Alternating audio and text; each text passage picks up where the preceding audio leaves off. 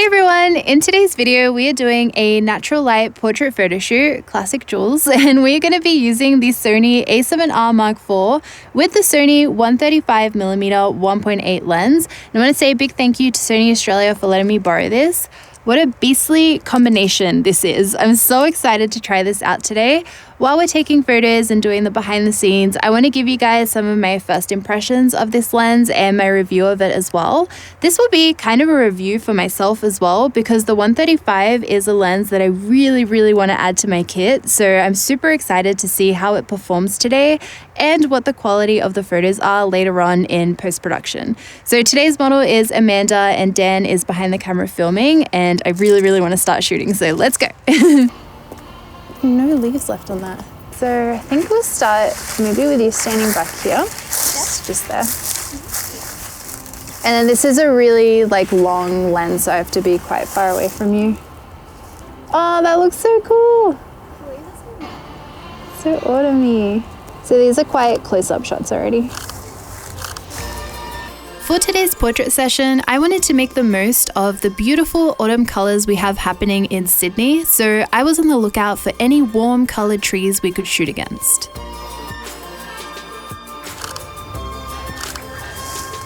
Not bad. Do you want to try an over the shoulder shot too? The trees looked really cool from a distance, but as we walked closer to them, all the tree leaves were really high up, so I couldn't really get the exact shot that I was after of Amanda being surrounded by the autumn leaves. Regardless, we worked with what we had available to us, and I'm pretty happy that with using some different angles that we could get those orange and red pops of color in our portraits.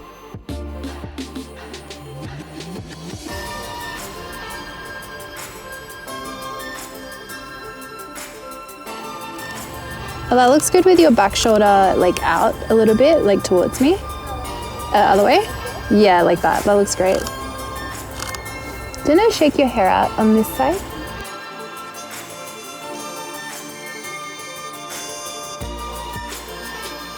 I asked Amanda to keep her movement to being a little more compact compared to the wider, more flowy movement I like to capture in my portraits for a few reasons. The first reason is that I'm quite used to shooting on wider lenses, so taking portraits on a 135 is a very different experience for me, especially since my favorite focal length is usually a 35, which is quite different to a 135. And then I'll try and get a further away shot so you can see more of everything. So when you compare the difference, I did find it was slightly harder for me to move around quickly to capture a quick shot of Amanda moving her hands up in the air or if she's walking around. So I'm kind of cropping it at your hips area. Because of the compression of the lens, the locations were a little bit finicky. For example, when I had Amanda standing in between two of the lower leaves from the tree, if Amanda or I shifted to either the left or the right, the leaves would disappear from the shot or would be completely covering her face. So those are a few reasons as to why the posing was a little bit calmer for today's photo shoot.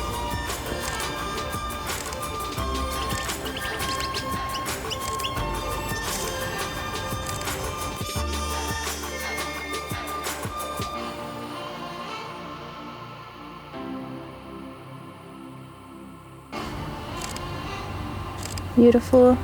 And then I thought it would be cool to get maybe a laying down shot on the floor, but maybe we'll go to that tree there because it's got yellow leaves on the ground. Oh, there's another lake. So I'll be getting a close-up portrait of you. Oh, that's so pretty. I love that. Is it possible for you to lay and you can kind of put your head like that? First things first, I love how the 135 with the A7R4 feels in the hands while I'm taking photos. The 135 weighs 950 grams, which is roughly 100 grams more than the 85 1.4 G Master, which is 820 grams. So it's a bit of a heavy lens if you're not used to shooting with larger lenses, but for me, in combination with the physical size of the lens, it felt just right to shoot with. And then do you want to do some laying on your stomach as well? Just like the other high-end Sony lenses I've tried out and own, such as the Zeiss 35 1.4, the Zeiss 50 1.4, and the G Master 85 1.4, as you can see in the 100% crop unedited photos, this 135 is super sharp. Even on a camera body such as the A7R4, which is what I'm using today, it's usually a little bit more unforgiving when it comes to seeing sharpness and motion blur, but this lens really proved it has the quality to back up its nice little price tag. Oh, you have a bit of mud in your hands. Sorry.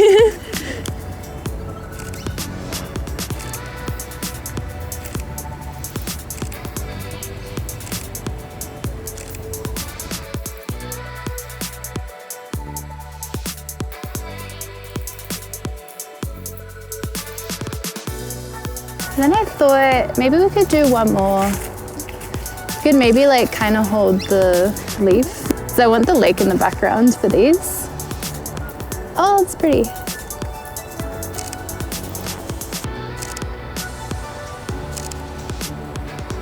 Maybe landscape.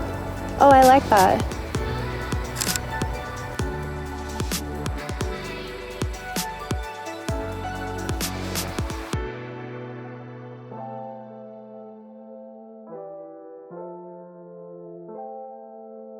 Okay, and then we'll do some without you holding that. Maybe if you take a little step towards me, yeah. I was using continuous autofocus with IAF turned on the entire time. I also had a small flexible focus point that I would try to keep on my model's eye throughout the shoot in case IAF didn't work for some reason and I didn't want to miss out on any moments. In the end run, it turns out that the flexible focus point wasn't needed at all since IAF was working super well even during the darker lighting.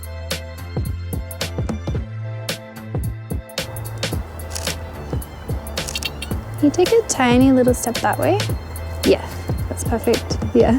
I've got you like in between the two leaves behind and in front of you. Speaking of which, it was getting a little bit dark on this day as it was the late afternoon and also quite cloudy. I was keeping in mind not to push my ISO too far as I didn't want to capture too much noise in my photos, and also not to lower my shutter speed too much either to avoid as much motion blur as possible.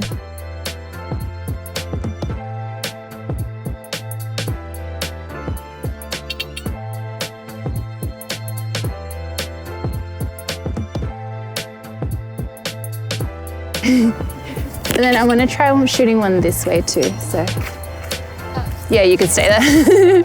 As you guys may have seen, I uploaded a video a couple of weeks ago where I tested out the Zeiss 50mm 1.4 lens on the A7R4, and I ended up falling in love with that lens so much that I had to go out and get it for myself, so now I have the 50 as part of my camera bag.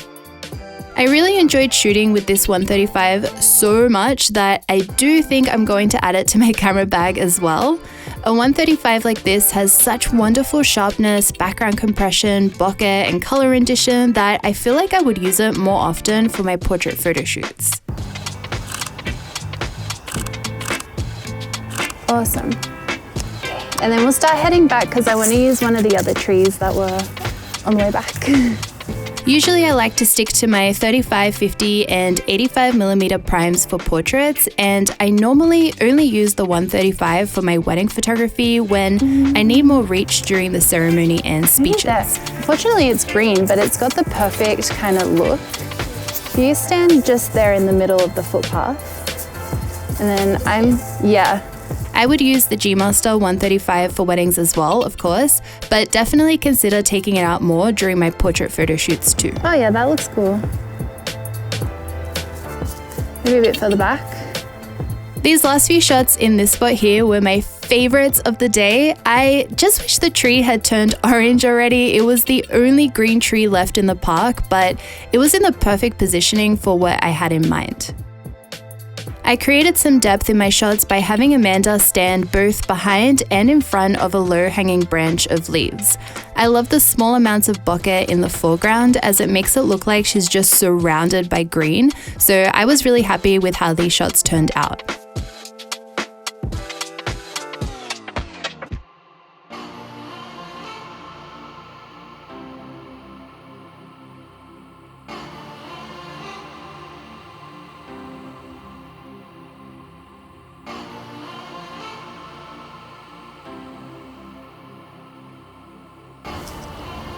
one this way.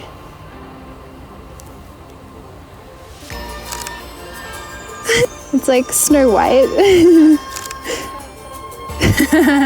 Sing to them.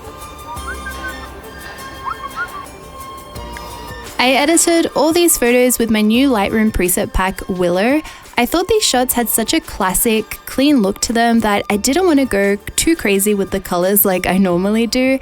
So I decided to create a new preset from scratch that enhances what the original colors of a photo looks like, giving it a nice warmth and a pop of life, but also not changing it too much from the original. I'll leave it linked down below if you wanted to see some more before and after examples from some different photo shoots as well.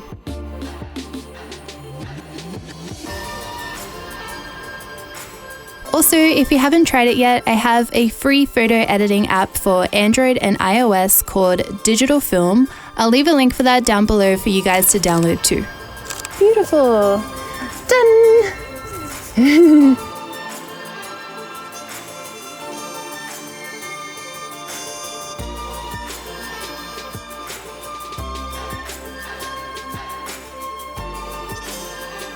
I loved getting to shoot on this lens and camera. I really didn't want the photo shoot to end because I was having so much fun with the 135. It's not a focal length that I normally use for portraits. I usually use a 135 for weddings, but I feel like in today's location, especially in the last shots with that massive tree, the 135 really shined and made those portraits stand out a lot. So I'm really excited to edit them. I would love to know which ones were your favorite photos down in the comments and also what you thought of this. In case you haven't watched it yet, I have a lot of other creative photo shoot behind the scenes on Sony, so I'll leave some of my favorites linked down below if you guys want to watch. But otherwise, thank you so much for watching today's video. I make new photography related videos every single week, so I will see you all next time. Bye!